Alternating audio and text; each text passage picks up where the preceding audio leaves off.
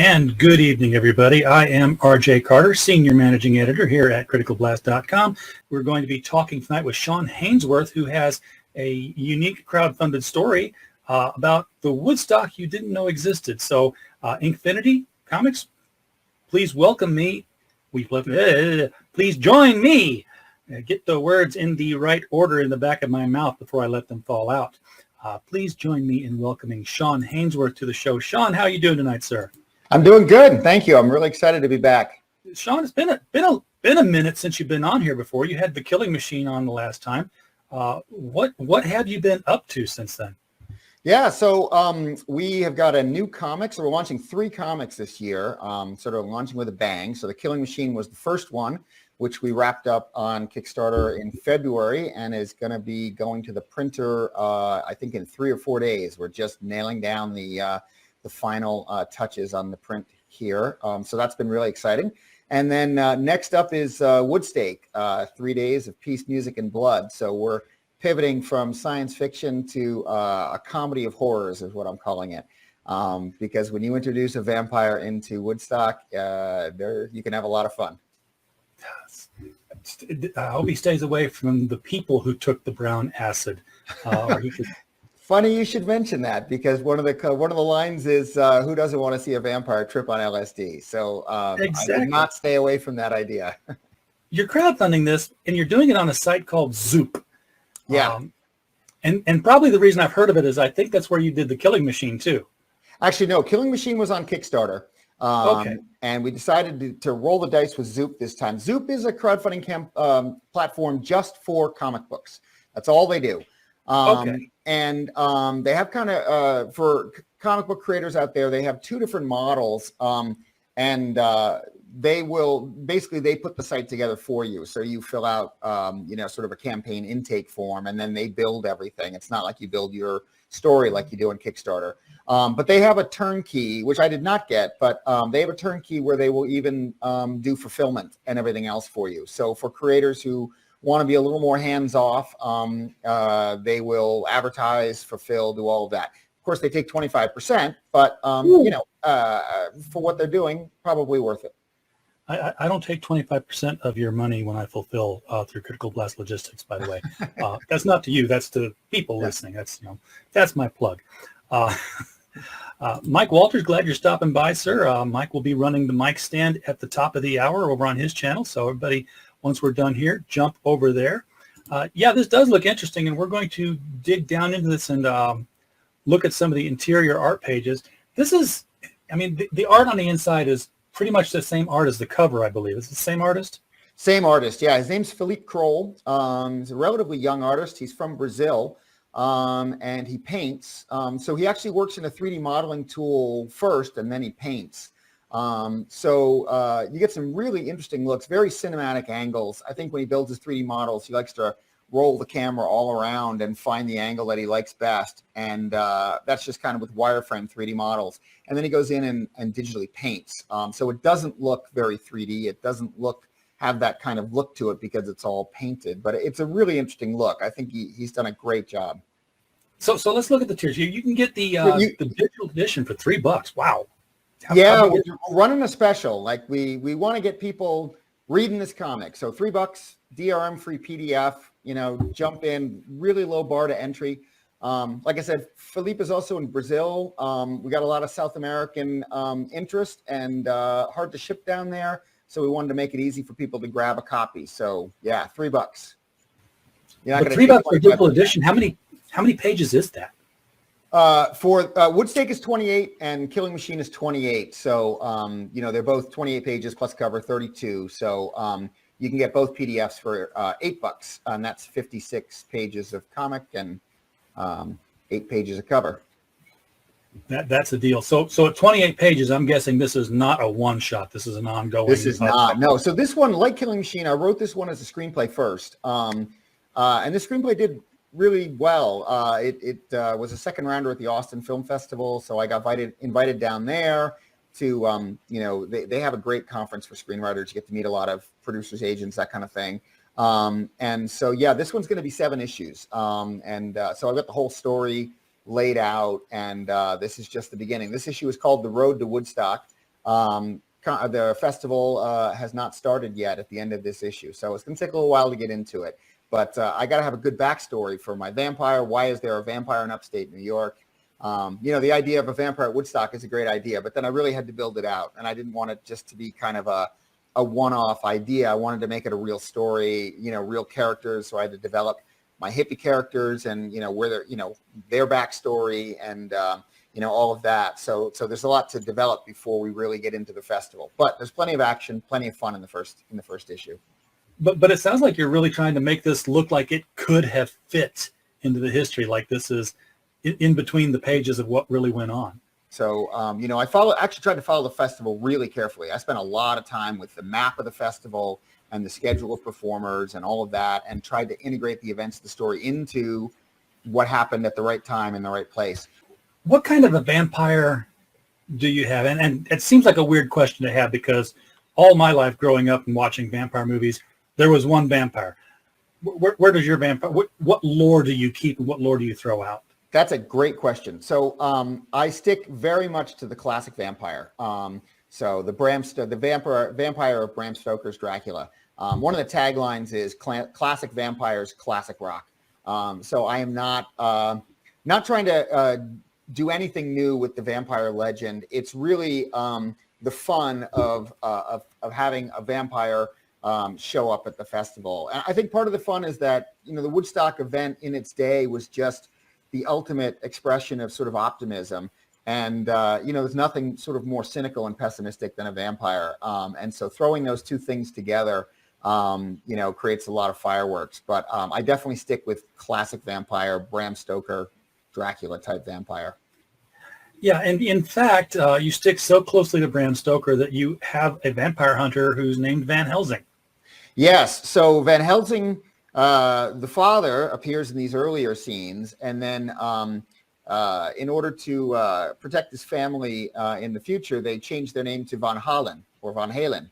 Oh God! So you can see where that's going. Yes. Yeah. So the vampire hunter at Woodstake is Alexander Van Halen or Van Halen.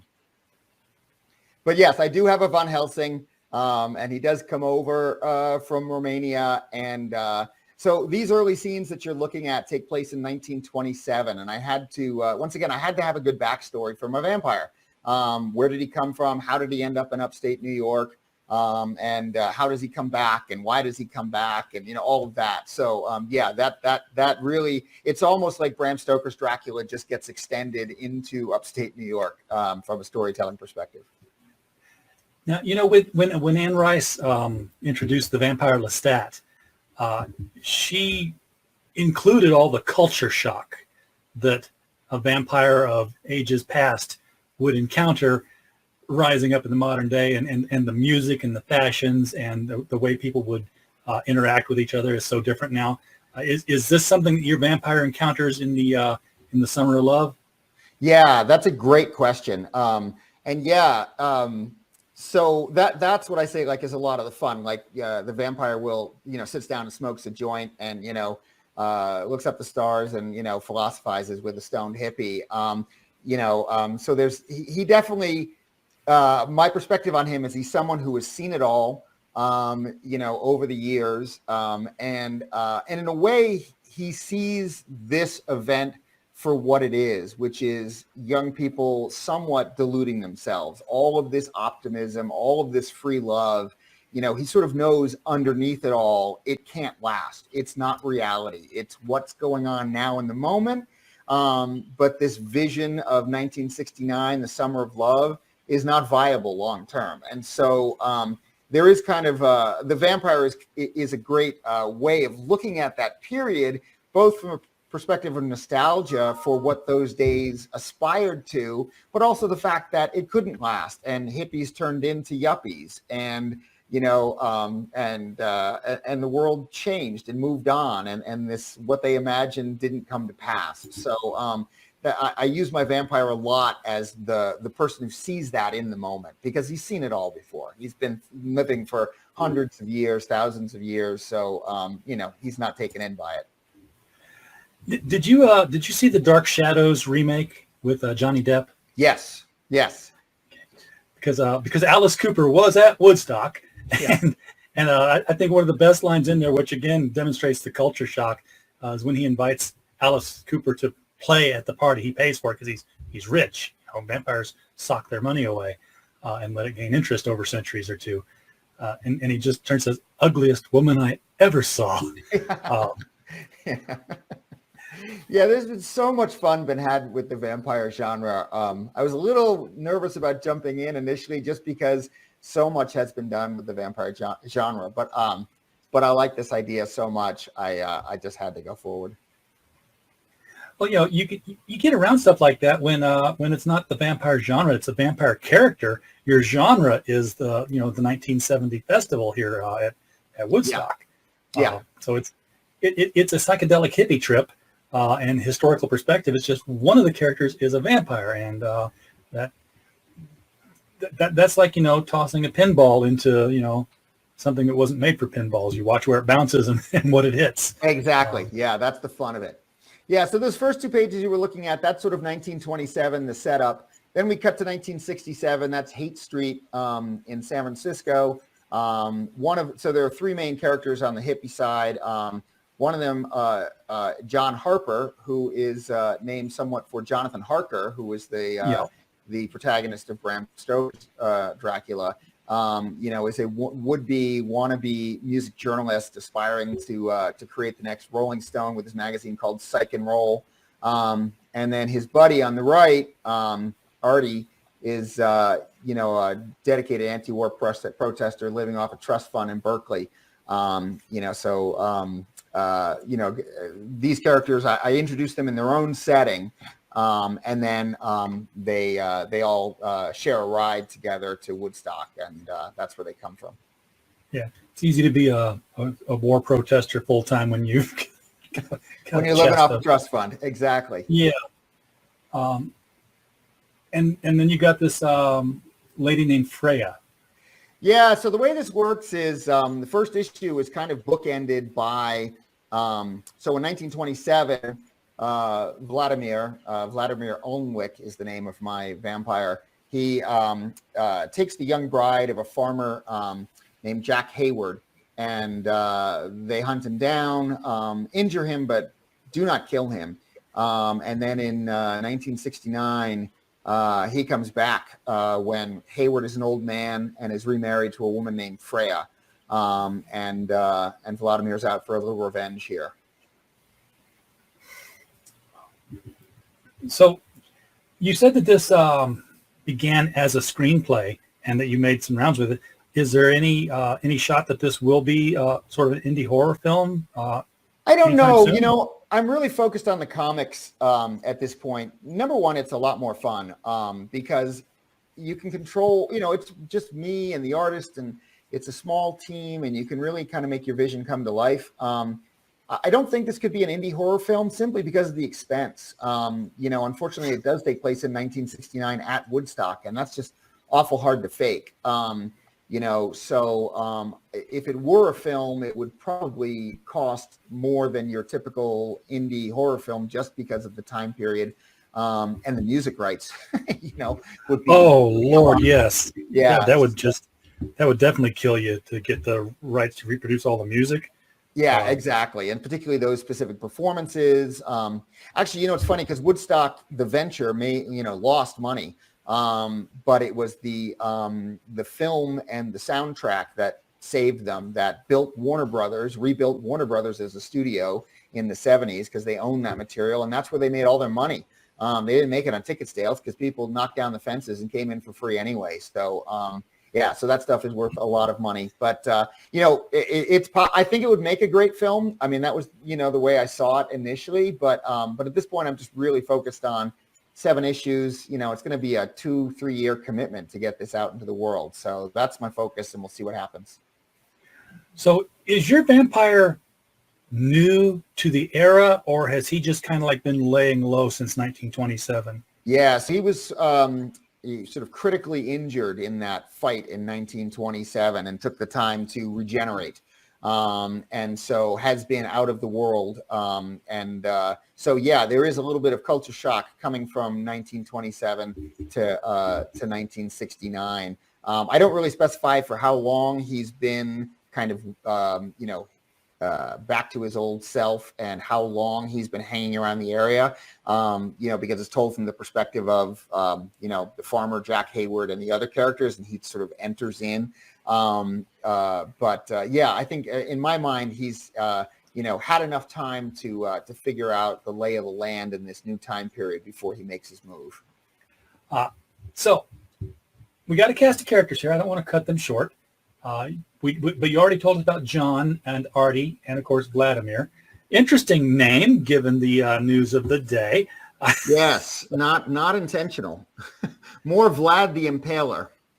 Yeah. And is he that Vlad, or is he I'm saying no at this point. No, just a common name for vampires, we'll say. Okay. Once again, classic vampires, classic rock. So if you're going to pick a classic vampire, you might as well start with the original, Vlad the Impaler. It's like if vampires originated in America. It's a different John, John the Vampire. Exactly. Nina is my third character, and she actually is the protagonist of the story. She emerges as the hero. She is John's girlfriend. She works at the Haight-Ashbury Free Medical Clinic in the Haight. She's an optimist who wants to change the world like a lot of young people did in 1969. But she sort of provides the moral center, because John is all obsessed with making his career in the music business, and Artie is a little self-deluded. Nina is the rock of this story, and the one who emerges as the main protagonist at the end. So she's a great character. Doesn't get as much play in the first issue, but she develops very nicely. So as the protagonist and the first girl, or whatever it is that they call them in horrors, would you say that Nina is closer to being Mina Harker or Lucy Westenra in regards to her relationship with the vampire? Yeah, not Mina Harker. So Mina, I did it. I wasn't even making that connection, but I really wanted to stay. I love the Bram Stoker Dracula novel. I just love it. But it's of its time, and Mina is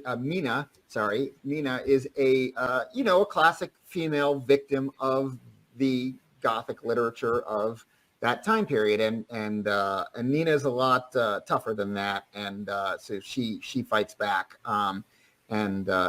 she's a stronger character than Nina was, for sure. She's not just a victim. Does that surprise Vlad? No, Vlad's seen it all. Vlad has seen it all. Yeah, there's a little bit of there's some comedy in there in terms of Vlad denigrating them for being terrible vampire hunters because they don't know what the hell they're doing. So he's definitely overconfident in all of that. You've never done this before, have you? Yeah, exactly. You're not very good at this. So let me go back again now and take a look at the actual tiers, because we did cover the digital tiers, and that was where we kind of stopped before we got into the story. This is an $8 print edition. That's a really good price. I don't know what your shipping is on it, but it's by weight. I think it's going to be like $4 or $5. I try really to keep the shipping. Like you said, you're chief stamp licker. I'm not trying to, take people's money on shipping. I'm just, trying to put the comic in the hands of people who want it. So yeah, we're trying to keep the prices good. And then you can get the 2 prints for $14. So that's $7 each, the Killing Machine and Woodstake. So, and that would be just $5-6 to ship as well, because, it's not that much extra weight to put 2 comics in the weight is easy. You've got to pay for those Gemini mailers. Exactly. Labels are not free. Tape is not free. And you're going to include this with the Killing Machine. Now, that's the one you said is getting ready to go to print from the last campaign, right? Yeah, so that's where you're just buttoning up the lettering on that one right now. That's what we talked about last time. Science fiction story, and the digital. So we did really well on Kickstarter. We did about 200% of what we hoped to do. So that was great. Digital copies are going to go out next Tuesday or Wednesday. It's going to go to the printer Wednesday, Thursday, and I hope to get it in the mail in like 2.5, 3 weeks. So really close on that one. Very, very excited to finally get that out in the world so I can see what people think of it. That's, is it going to go to comic shops or is it just going to the backers? Do you have an outlet for distribution otherwise? I'm working on it. I'm working on some of the local comic book shops to start. Kevin from Inked has got some ideas about doing some distribution, so that's a possibility. I'm going to wait before I, think about just doing something like Diamond. That just probably have a couple issues under my belt before I would do that. But I would love to. I'd love to get it into comic book shops. It's just a question of the best way to do that. Yeah, you don't even have to go through Diamond anymore now that, the pandemic reintroduced the concept of competition. Yeah. So you got Lunar. I think Alterna Comics has their own distribution system now. Yeah. So it's great to have not one player in the space. Yeah, because they could shut you out if and that's one of the things that Diamond used to do was like, hey, you're not selling enough units for us. You're not going to be in the catalog. If you're not going to be in the catalog, you're not going to get ordered. So consider that shut down. You've got a $20 collector's edition here, which it's the same 28 pages, right? But yeah, it's got a pearl linen cover. So Artist Express, which is the printer that we like to use for this stuff, they do a really nice job with these specialty covers. So it's more expensive on that one, but it's got a nicer cover and all of that, and then we do the signed edition for $25. Right, and now who's signing the signed edition? Shawn Hainsworth or Darren Escape? Darren Escape. I need to make sure I write the name correctly. So Darren Escape is my pen name. I would love to have Philippe's signature on there as well. I'm not sure about getting a package to Brazil and back, so we'll have to talk about that. But it will certainly have the Darren Escape signature on it. You can also get collector's edition versions of the Killing Machine signed and pearl covers, pearl linen covers. Pearl metallic. It's pearl metallic on the Killing Machine and pearl linen on the Woodstake. Yeah. Okay. So if you want it all, and you haven't even seen it all yet, because there's more stuff further down here, $85 will get you. What will that get you, Shawn? You walk us through this. So the way Zoop does it is the add-ons are separate from the rewards. So you get all the add-ons. So there's a SHP Comics hardbound journal. It's a nice, journal with an elastic, for script ideas or doodles or sketches, whatever you like. There's the sticker set and the playing cards plus all the signed editions. Okay, and these are the a la carte options here. And the poster. Sorry, you get the cover poster. Okay, and that's a 6x10, which is comic book sized. Yes. Otherwise, you're folding or doing different mailers. It gets really hard. Unfortunately, I mean, I would love to do something bigger. I was looking at this logo, like that should be patches. You should have like embroidered patches as an add-on, and people put that on their jackets and their hats and stuff. That's a great idea. Yeah, I like that idea. That's what I do, Shawn. I spend your money on add-ons that you didn't think of. Well, it's people who support you early in these crowdfunding campaigns. You just want to be really nice to them and give them all the cool stuff you can without breaking the bank. Honestly, I mean, I'm so thankful that people will support these projects at this early stage that, you got to be good to your backers. Yeah, and these are incredibly cheap prices for everything on here. I mean, the pearl linen covers that are signed for, $25. That's what you would normally expect to pay for just the book, period, for a typical crowdfunded campaign. So you're getting a lot of stuff here at a good price. The add-ons, again, the $12 for the original art poster. That's that cover of Vlad, very sallow-faced. He looks like a vampire. He looks undead. And then you get a sticker set here. These are 3x3 stickers of.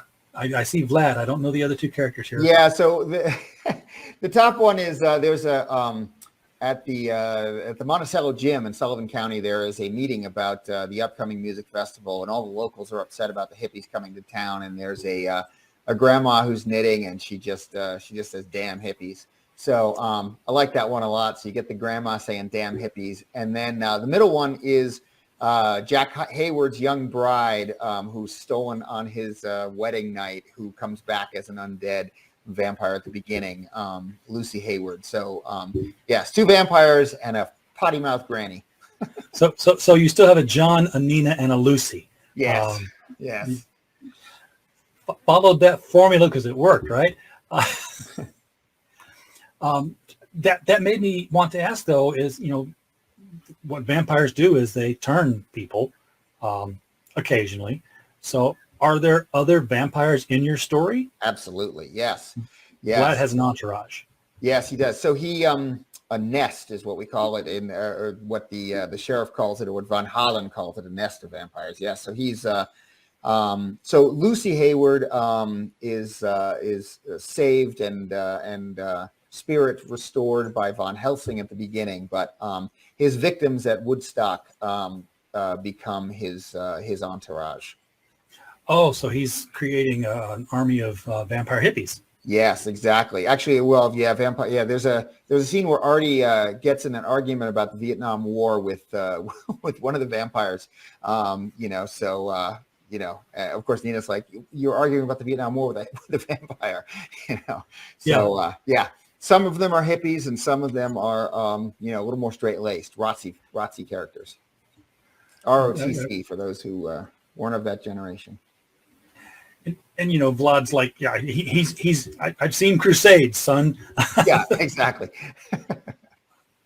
And then you got the set of 5 Woodstake trading cards here, one-sided. So when you say one-sided, you're completely blank on the back, or? I think so. That's a very good question. I have not seen them yet. I need to get some proofs of those. So Artist Express offers them one-sided and two-sided, and I'm assuming they're just a black or solid color on the back.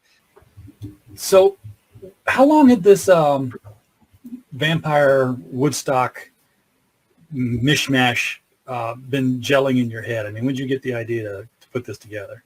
Yeah, it's funny. I was thinking about writing again because I hadn't written for quite a while.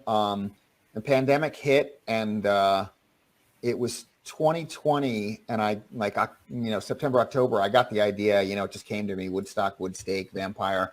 And I kept having all these ideas for scenes, and I was like, I'm just going to write the thing. It's the pandemic. I'm not going anywhere anyway. So I sat down and wrote it. And the first draft of the screenplay came pretty quickly because I had just ideas flying everywhere. But then it took quite a while to really shape it after that and take what was kind of a series of one-off scenes into something that, has just a better narrative structure, better characters, holds together more. I didn't want it to be just a bunch of goofy scenes with a vampire on Woodstock. I tried to really ground it, and that took a lot longer.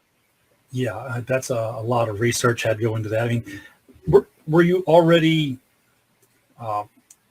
well-versed in Woodstock history before writing this, or was it a total fresh, crack the book open and, oh, here's what happened? Somewhat in between. So I was born in 1966, so I was 3 when Woodstock took place. But it cast a very large cultural shadow, over my childhood. So I saw the Woodstock film and talked to people about it, and it was just kind of one of those things. But when I went to write it, I had to really do the research and familiarize myself with the things that I didn't know about. So it was sort of a combination of the two. I wasn't starting with a blank slate, but I had a lot to learn about, what actually happened and how the festival got put together and the details and all of that. Yeah, I love movies and books that go back and look at an actual historical event, but tell a fictional story set there and still keep the narrative like, oh, this fiction didn't break any history, to where we're like, well, okay, that didn't happen. Jimi Hendrix didn't get set on fire when the sun came up, something like that. Anything that would break the belief in it, so that you could actually believe that would happen. I think one of my favorite vampire stories that does that uses a vampire story as its setting, which was Shadow of the Vampire. If you've seen that. Oh one. Yeah, I love that movie. Yeah, Willem Dafoe, and the making of and the conceit. Yeah, the conceit that Max Schreck, because his name, means, maximum horror in German. or something to that effect. Was a real vampire. That's why he was so good at the job. No, it's a brilliant film. Yeah, absolutely. Absolutely.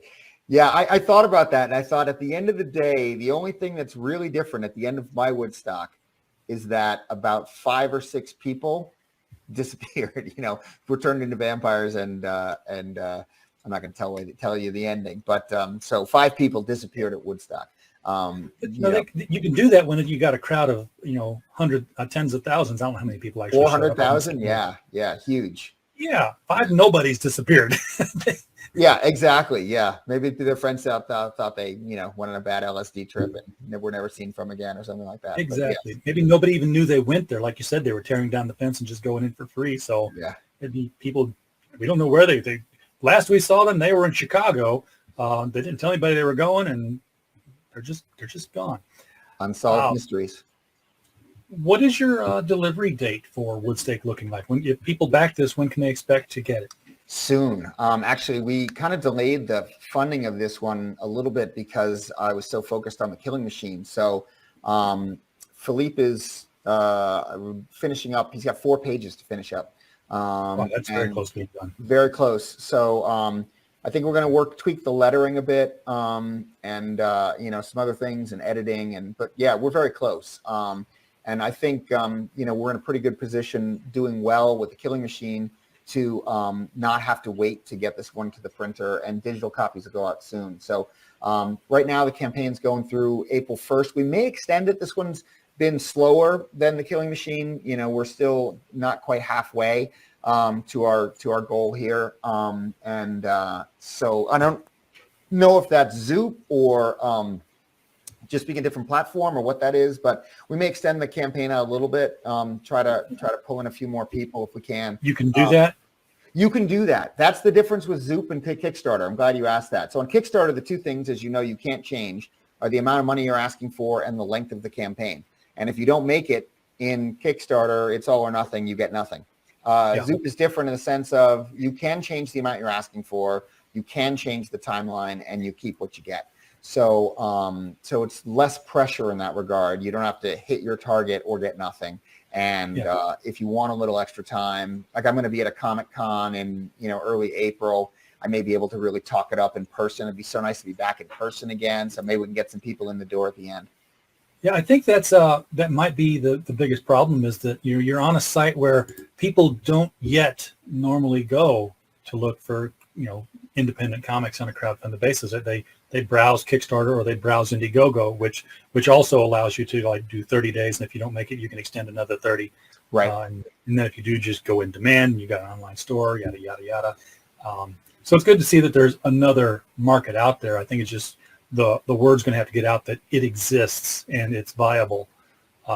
Yeah, we might have been a little early on this one. I thought this was going to be an easier sell. The Killing Machine was a more complex narrative, as you remember.